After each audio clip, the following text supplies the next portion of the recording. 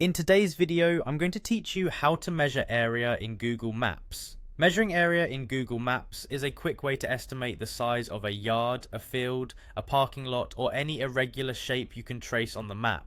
You don't need any special tools, just your browser and a few careful clicks. I'll walk you through it step by step, and I'll share tips to make your measurements more accurate.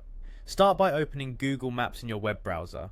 You can search for a location using the search bar, or simply navigate and zoom to the spot you want to measure. Zoom in close enough to clearly see the boundaries of the area you're interested in. Switching to satellite view can help you follow fences, tree lines, or building edges more precisely, especially if the default map view is too simplified. Next, right-click on your starting point on the map. Choose a corner or a clear reference point at the edge of the area you want to measure. When the context menu appears, click Measure Distance. This activates the measuring tool and places your first point. Now click along the perimeter of the area, placing points one by one around its edges. Each click draws a straight line to the next point. For curves or uneven boundaries, place more points along the curve so the shape follows the real edge more closely. Take your time and zoom in as needed. More precise clicks lead to a more accurate measurement. You'll see the lines connect as you go, building a polygon that outlines your area.